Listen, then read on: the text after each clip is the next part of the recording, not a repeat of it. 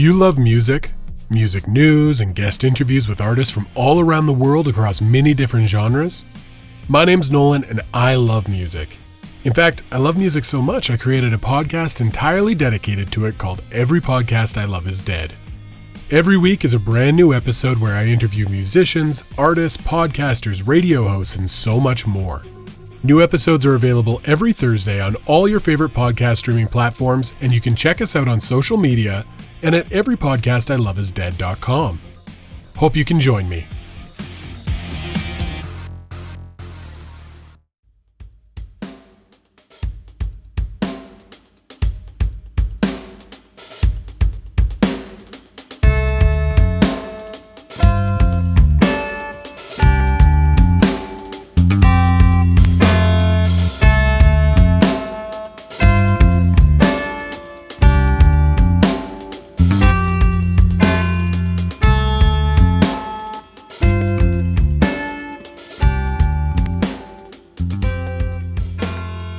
Hello and welcome to another edition of the Cognitive Discourse.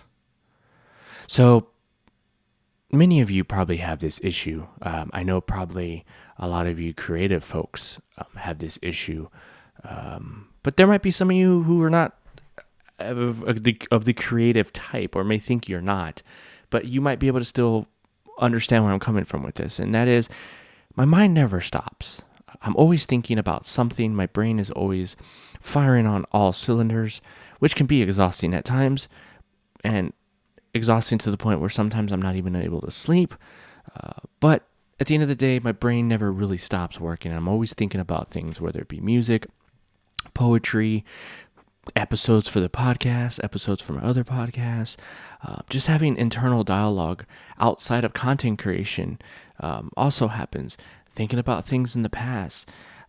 And it's kind of interesting how the brain works, because like today I was in the shower right before doing this episode, and I had other things planned today. I have some editing that I need to do, and we have a lot of cool stuff going on at the other podcast on Basic Ass Dudes that I do with Nolan, and we have a lot of stuff planned for October, so I'm trying to get all that stuff ready to go and ready for distribution, if you will, and release. So I've been really trying to focus on that stuff, but again, my brain does what it wants, and a lot of times things in the past will pop up that I wasn't even really thinking about, but I guess subconsciously it was in the back of my mind. And while I was taking a shower, one of these old thoughts kind of came up, and it was a story. It's a story that I would like to share with you guys. If it's of something that happened to me in the past. And I had this weird revelation about this particular event, which I'll share with you guys. And yeah, I don't know. It's interesting. So let's just get into the story, and then I'll try to, without bouncing all over the place, be able to kind of bring you guys into my mind as far as how I looked at the story when it happened versus like now that I'm older, and how this weird dialogue in my head happened, and how this weird revelation, if you will, kind of happened to me while I was taking a shower. So sit back, relax, and take a journey with me through the land of Joseph's mind. So in this revelation, I was in the shower, I was bathing, and just doing what I normally do. Most of the time when I'm in the shower, I'm thinking of music. A lot of times I'll have really cool riffs that come up in my head, and I'll start thinking about that. That's what I'm saying. If they ever make a waterproof guitar, man, I'm going to be spending a lot more time in the shower than I need to, with that, more than I already do as it is. But that's mostly what goes on. And then every now and then I'll get Pocket Full of Sunshine stuck in my head. And that always kind of ruins my day, but not really, because I still like the song. I just hate that it gets stuck in my head. But anyway, as I was taking a shower, I started thinking about something that happened to me in the past. So let me tell you the story, and then we'll go from there. So back when I first met my wife, I met my wife at a bar, at a local bar here. And I want to make this very clear because it kind of plays into it, but her aunt's ex-husband owned the bar, not her aunt. Her aunt's husband owned the bar. Although her aunt would walk around the bar like she owned the place, but she didn't. Anyway, me and the wife had a lot of hardships that a lot of people aren't savvy to. People who are close to me know the troubles that I had when I first started dating my wife, the hardships that me and her had to endure because of her aunt. That's not what this story is about. But her aunt is in the story, so she is relevant, so I need to bring her up. But there was one night, so I used to go to this bar all the time. I worked nights at the time when she worked at this bar. And so there were times, like on my break, I'd swing by on my lunch break and stuff, and I'd go in and say hi. On my days off, I would go in and hang out at the bar. And then I got to a point where I ended up leaving that job that I was working at. I was working at a grocery store overnight, and I ended up becoming a driver at that time, like a cab driver. And so I could work whenever the fuck I wanted to. So I kind of worked. I would work early in the mornings. My mom was a cab driver at the time too, so we would swap the car. I'd work early mornings, and then she would take the afternoon shift into the, or dusk, before the sun went down. And that was her choosing. So I was like, okay, cool. That allows me to get up in the morning early, go to work. I'm up, late anyway. And so going to work early in the morning is cool with me. And so anyway, it got to a point where I was basically hanging out at the bar all the time. And, there's a lot of misconceptions about that too within the community of people that live in my town, which I always find funny that people still talk about me and my wife. Like we live rent free in people's heads, which is always entertaining to me. But anyway, it got to a point where I was at this bar. It's a bar that everybody in the city goes to. A lot of people I went to school with went to this bar, and there's a lot of people that knew me at that bar prior to me going to the bar, and then there's a lot of people who didn't know me, and never really took the time to get to know me, and then they just have preconceived notions of the type of person I am. But I think a lot of that came from me being with the aunt. So I basically would go to the bar, and while my wife was working, I was, I somehow fell into this almost security role with the aunt. I wasn't getting paid. I wasn't. They had security there, but I was always kind of getting drug along as her right hand man, right? And so one night I was sitting outside. They would have tables set up outside, and I was sitting out there. And at the time, I used to smoke cigarettes, and I used to drink. So, I'd be out there with a beer or two, and I'd smoking a cigarette, just chilling. And again, like I said, I had a lot of friends that I grew up with that went to this bar. So it wasn't like I was just there to keep an eye on my wife, as much as people thought that that's what it was. Again, people who are misinformed. I would go there to hang out with friends as well. I'm not a very social person outside of a certain spectrum. Like if I'm in a social place, I'm very social. I'm an extrovert, so I'm very willing to talk to people. I'm really outgoing. But for the most part, I'm okay. I'm an extrovert with an introvert mindset at times. In the sense that, yes, I'm outgoing. Yes, I'm willing to go outside and talk to people. I like talking to people. I like interacting with people. But I'm also okay with just being alone and being in my room and not being messed with. Reading, watching videos, playing music, whatever it is. So for me to go to a bar is kind of unheard of. I only went to this bar because, one, my wife worked there, and two, I had friends that I knew there. And then, of course, overall, the bar had a very tight-knit feel to it. You know what I mean? So I would go there and hang out with my friends. Well, one night, I was there. I was just waiting for my friends to show up. So I was sitting by myself at a table, just drinking a beer, and these two dudes walk up to the table. And they're like, "Hey, man, do you mind if we sit here?" I was like, "Nah, man, go ahead." Like I said, I'm very social. I will give respect when respect is given. And I don't live by this rule of you need to respect me before I respect you. No, I will give respect first. And I will continue to be respectful until that respect is disrespected. And then that's when things change. Life is about give and take. And so I will always give people the benefit of the doubt, and I will give them the respect off the bat. And the part of earning the respect is if you lose it. So, they asked if they could sit down. I was like, yeah, man, go ahead. I'm just chilling, smoking a cigarette, drinking a beer, relaxing. Some of my friends are coming later. And, so I just kind of was like sitting there. Had they engaged with me in conversation, I would have talked to them, but they were talking amongst themselves, so I didn't want to interrupt. I was just sitting there, minding my business and just kind of looking around, like people watching.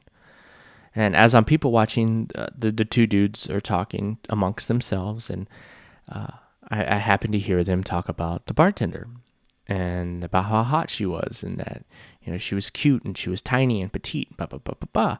And I was like, oh, the one with the red hair, because at the time my wife would dye her hair this bright ass red color. And they're like, yeah, you know her? I'm like, yeah. And I just left it at that.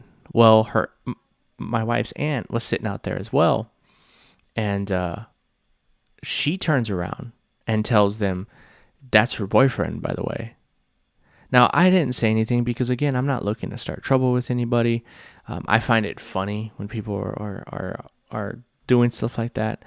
And so even if they would have started talking nonsense, at the time they didn't know she was my girlfriend, and then I probably would have maybe been like, hey man, that's a female, chill out, and that is my girlfriend as well, so you need to calm down a little bit. But I didn't want to say anything because, again, it was like friendly banter. It was just dudes talking. It didn't ramp up until the aunt said something. Once the aunt told them, yeah, that's her boyfriend, the mood kind of changed a little bit. They started eyeing me, almost like sizing me up. The conversation took a turn for now instead of it being just dude combo talking about a hot chick that they see, it started becoming disrespectful.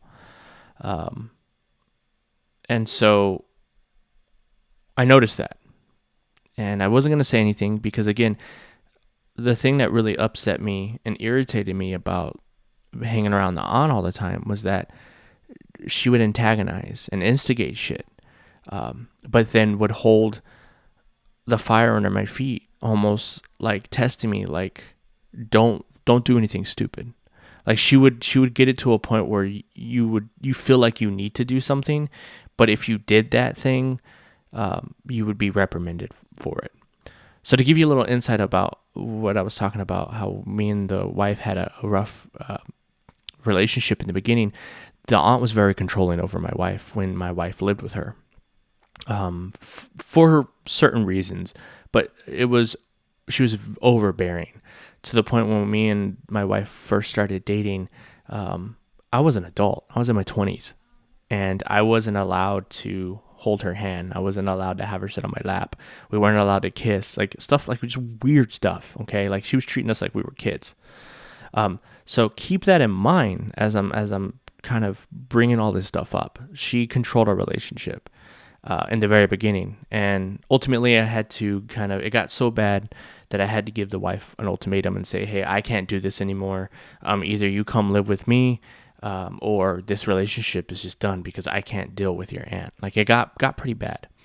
But anyway, so when it came to violence, when it came to me standing up for myself on a physical plane, I was not allowed to do that for fear of, as her aunt would say, sever the tie between me and my wife. So that was what used to get under my skin, was the fact that I was fine. I wasn't bothering anybody. I was chilling out outside. These two schmucks are coming outside. They're talking their shit. And it's just typical nonsense that I could let slide. And even then, I think if they started saying some derogatory shit, as long as they didn't go in and put it on her, I would have probably just more than likely let it slide. Because again, it's not hurting me. They're not hurting my wife. She doesn't even know that they're talking like that. But the fact is that the aunt had to point out that I was the boyfriend, now put a target on both me and my wife, because now they know that I'm the boyfriend and they're sitting next to me and they're talking all this shit. And so, again, they were looking for a problem. And had they not known I was her boyfriend, I wouldn't have become that target. But I knew I couldn't do anything on a physical level because, again, the outcome would be the aunt getting upset with me. And so I just basically let them talk their shit. But it got to a point where they would start looking at me while they were talking, and they were saying these derogatory things. So I just sat up and I got in close, and I looked them dead in the eye and said, "Hey, cut the shit. No more of that. Okay? Let's be respectful here. You know that I'm her boyfriend. So let's cut it out." Okay? Because they started making very sexual oriented type references. And so I said, "Enough. No more." And I got up and I walked away. Okay? Now, I got up and walked away because I didn't want to deal with the situation. And I didn't want the situation to get worse because at the end of the day, I know my temper. I know what I'm capable of. And, I don't underestimate anybody.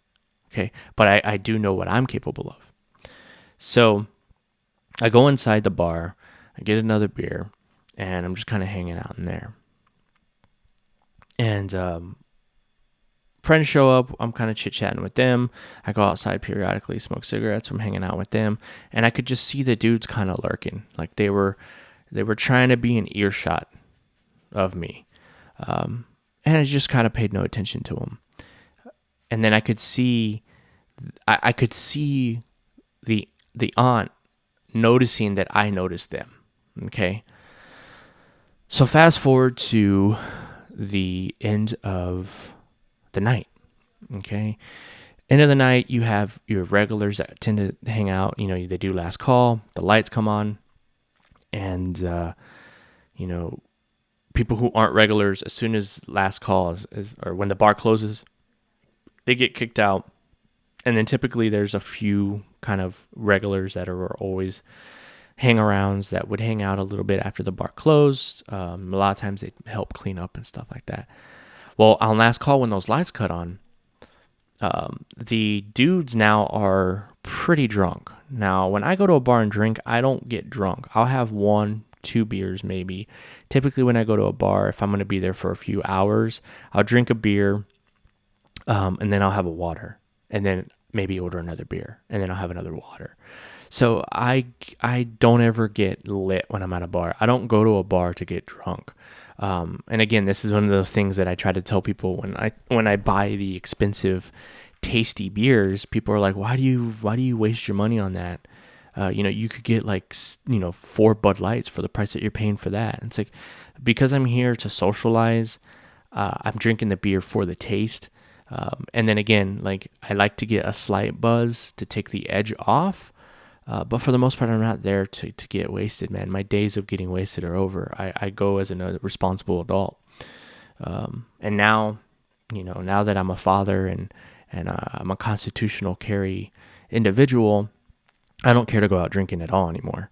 I want to be clear-headed to make sure that I'm able to make the smart choices that I need to protect myself and my family. So with that being said, times have changed. But when I was younger, when I'd go to a bar, I never went to go get drunk. There's only one time at that bar that I ever got drunk, and it was on my birthday, the first year that we met. And that was because my wife kept coming out, feeding me drink after drink. And I was nursing drinks, and she's like, "Chug it," because she would have another one ready for me to go. And I got drunk off of Jameson and ginger ale and Jameson and Dr. Pepper. That night. I don't even remember how I got to her house. And how I know I was drunk is I used to never let anybody drive my vehicles. And one of their bartenders actually drove my car home. That's the only time I ever got drunk at that bar. But for the most part, I try to stay level-headed. But I could clearly see that these individuals were getting drunk. Or were drunk at that point. Especially the main one. There was one main guy who was talking shit.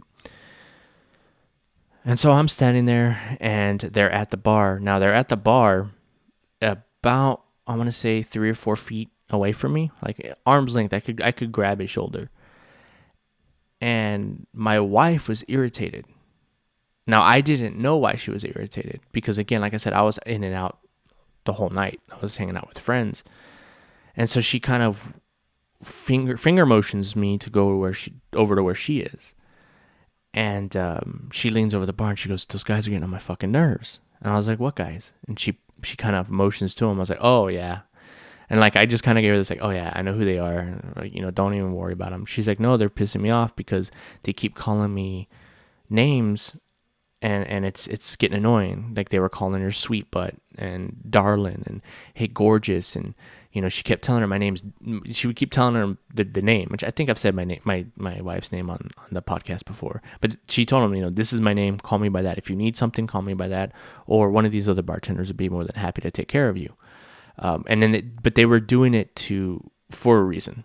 And then I said, "When did it start?" And she goes, "It started later in the night." I was like, "Were they like that in the beginning?" She's like, "No, they were cool in the beginning." And so again, that made me believe that, again, because the aunt had to say something and point out that I was the boyfriend. This is all speculation, but maybe they knew that that would get back around to me. I don't know.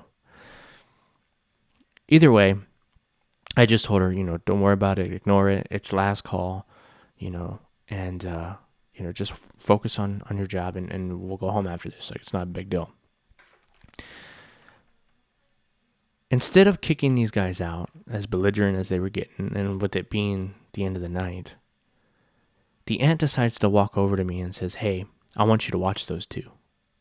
And if they start getting crazy, throw them out." And I'm looking at her like, I'm not security. It's not my job. But I was a little baffled by it because I'm like, well, if I end up having to get in a tussle with these guys, are you going to get upset because I fought them? Because she made that very clear a long time ago, not to fight in her bar. And me being young and dumb, I was like, okay, whatever. I'm in my early 20s at this time, so I'm like, whatever. And I think even at this time, I probably wasn't even a cab driver at this time. I might have been working with my buddy as an electrician. It was a long time ago. So anyway, I'm basically just standing there, right? And they're with another group of dudes. And this other guy comes up, and he can see that I'm just kind of standing there, because now I'm just standing there staring at him, making sure they're not going to cause no trouble. And this big fucking Opie Winston looking motherfucker walks up to me and he's like, "Hey man, we got a problem?" I was like, "I don't have a problem with you, man." I was like, "But your boys, they bring a little belligerent." He's like, "Yeah, I know, man. I'm sorry about that. They get kind of stupid when they drink." I was like, "Okay." I was like, "Well, are you driving them home?" He's like, "Yeah, I'll take them home." I was like, "All right, cool, man." I was like, "Sooner better than later, He's like, "Yeah." He was real cool, big dude, but he was pretty cool. And I don't remember the entire conversation me and him had. Again, this was many years ago. But I know that me and him are cool, and I basically told him, like, "Hey, man, I don't have an issue with you, but I do have an issue with your boys." Now, I might have said that backwards. I think the conversation between me and the drunk guy actually happened before his friend showed up. I think it did. But the reason why I was annoyed at that point was because the drunk dude, the one talking the most shit, looks at me and he goes, he looks at me up and down. Now I'm 6'1". At the time I was probably around maybe 195, 200 pounds. I was pretty lean because I was working out. I was young, I was working out, and I was working in the sun a lot. So I was pretty lean. Not dad bod like I am now. But I've always been the same height. But he's looking me up and down, and he goes, and he was probably, I want to say maybe 5'6", 5'7". He was a short little booger. But he's looking me up and down, and he's like, "You're a pretty big dude." I was like, "Okay." And he's like, "You mad?" I shook my head. "No, man. I'm just chilling. How you doing?" And he goes, "You want to beat me up, don't you?" "No, not at all. Not at all." He's like, "So then why are you standing here?" "I'm just waiting for the bar to close, sir, so I can start helping the bar clean up." "Nah, you want to beat me up." "Nope." And in my head, I do want to hit this guy because he's like in my face. Like I can feel and smell his breath. And it's hot and stinky. And it's just, it took every ounce in me not to hit him. And of course, lo and behold, who's staring at me during this whole altercation? The aunt. She's looking at me with this like, almost like a slight grin with an eyebrow raised, almost like, what are you going to do? So at the end of the day, I didn't do anything. Although I wanted to beat him up, I didn't. I let it slide. And for the longest time, I felt kind of defeated by that because at the time I felt like I didn't stand my ground. So fast forward to now, I'm 33 years old, father of 2, and I'm in the shower and this memory just popped into my head out of nowhere. But I had a revelation about it. I realized that I was the bigger man in that position. And I didn't let 2 bullies get the better of me. Not only the guy at the bar, but our aunt as well. Because had I gotten into a physical altercation with this guy, no telling what the ramifications would have been with her, let alone what the ramifications would have been for me beating up this dude. I could have got jumped. I could have got charges pressed against me. Who knows? Who knows? And at the end of the day, thinking about it, I'm proud of myself for being able to walk away from a position where I could have been juvenile. But instead, I swallowed my pride and said, I'm not going to do anything. And who knows what happened to those guys? The funny thing is that they never came back to the bar after that.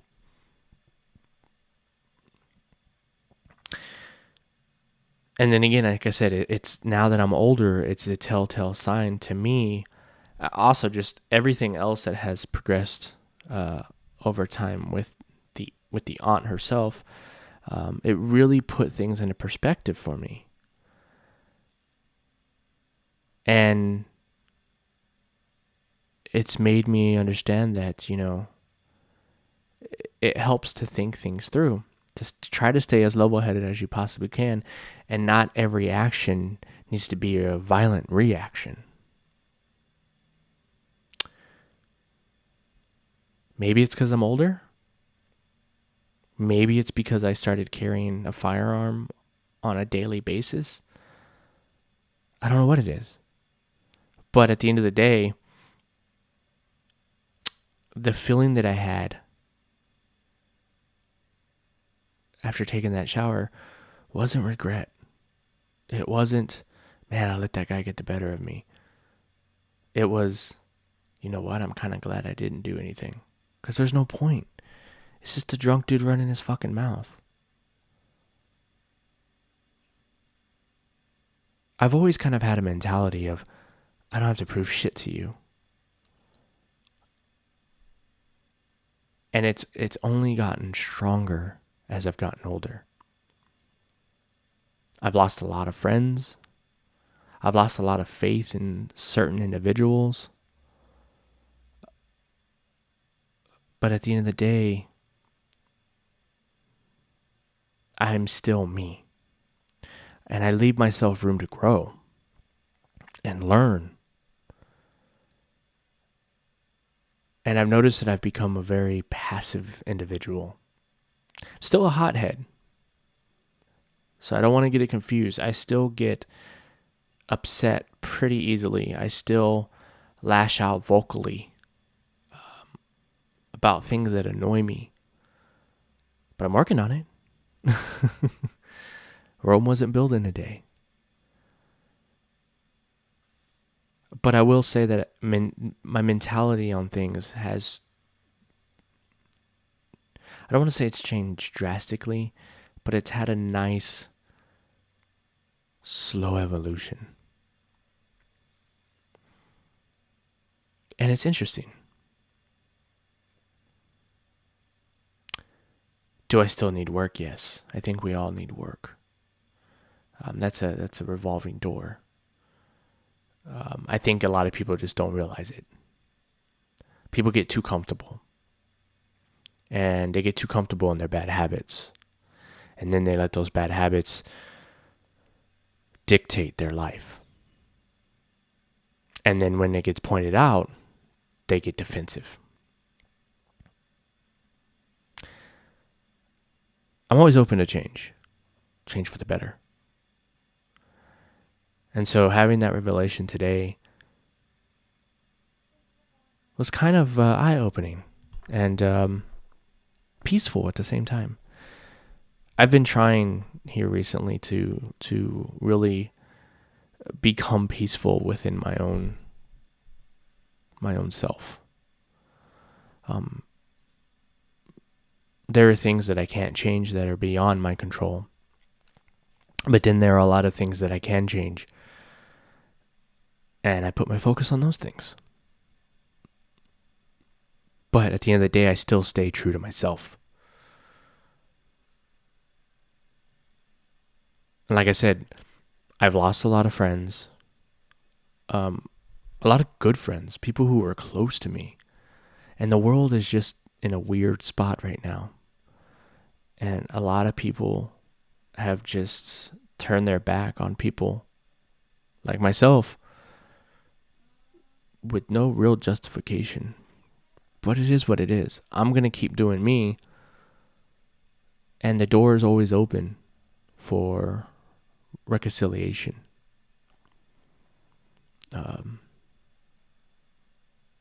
But yeah, I'm happy with where I'm headed. I'm happy with what I'm doing. And I'm trying to work on being less stressed out. I'm trying to be healthier for myself and my kiddos. But yeah, man, it puts a lot of things in perspective, and it allows me to remember that although sometimes violence is necessary, it's not always the go-to.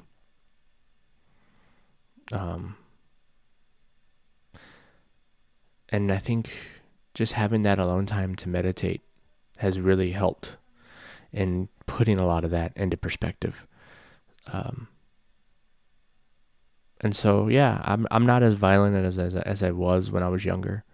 I'm not as quick and eager to get into a scuffle with somebody as I was when I was younger. I think, and like I said, I think a lot of those there's multiple factors that feed into that equation.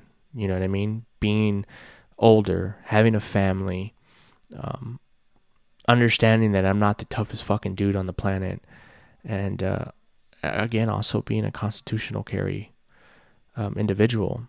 I think there's a lot of misconceptions about guns in general, and I won't get into that, but I will say I think one of the big misconceptions is that people think that everybody with a gun automatically thinks that they're fucking Rambo. And it's not true across the board. It may be true for some. I think some people get bold in having a firearm with them. But I myself can say that I'm the opposite of that. I don't want to hurt anybody.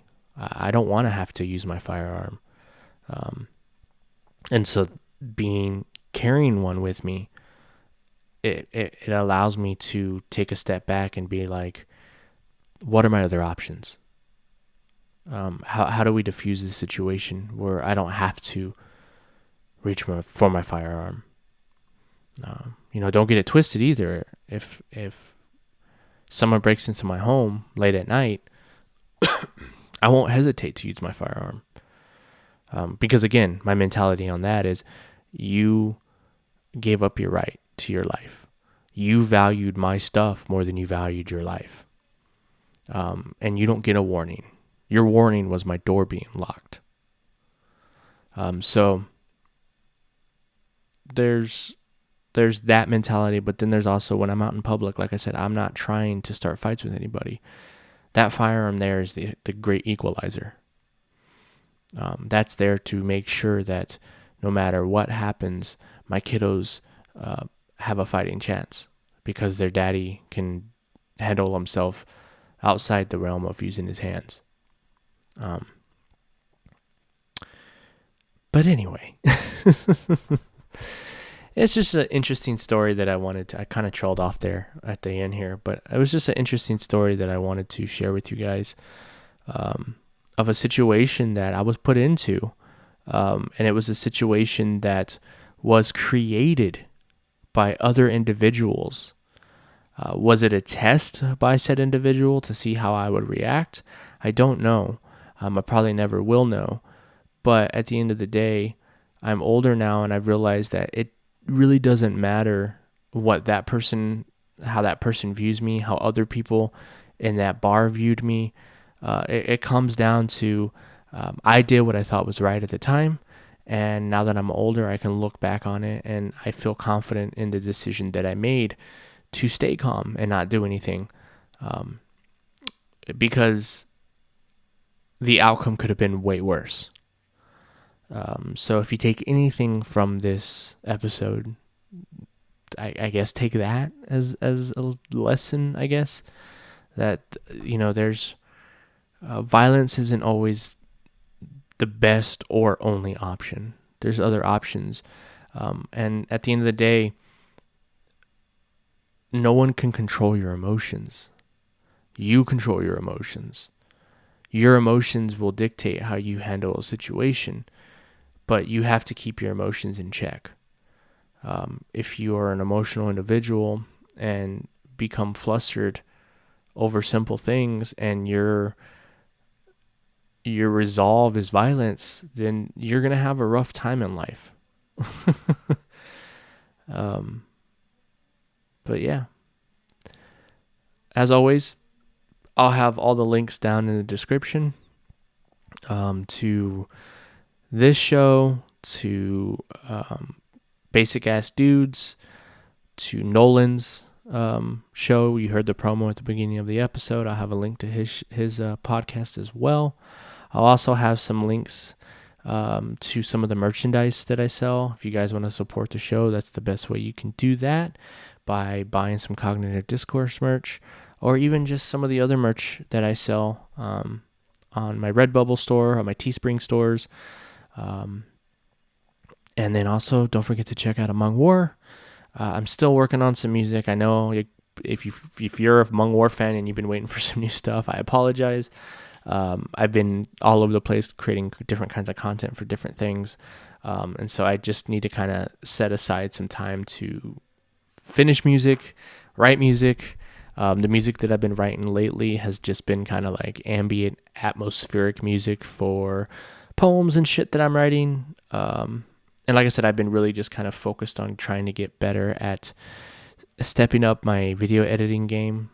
And if you want to check out that and my journey in video editing and how I've been trying to step up my production value, then go check out Basic Ass Dudes. We're going to be releasing the 6th episode, I think, coming up. So go check that out, and watch episode 1 and watch the trailers all the way up to episode 6, and you'll kind of see how gradually the product is getting better. But yeah, man, I'd love some support. Like I said, I'm doing this full time now, so any type of support you guys can give, even if it's not financially, if it's sharing my content with people that you might find this stuff interesting, that helps as well, getting the word out. Because like I said, I'm really trying to make this stuff work. I'm having a lot of fun doing it. But if I can make a little bit of cheddar off of it as well, it makes it even that much better. As always, sorry, I just kind of word jumbled there. As always, if you'd like to email the show, the email will be down in the description as well. You can send me anything you want. Also, just visit my YouTube page. I don't have them up on the streaming, so if you're listening to this as a audio-only streaming platform, visit our YouTube. I do have some poems up there that I've released here recently that I haven't put on the streaming side of it.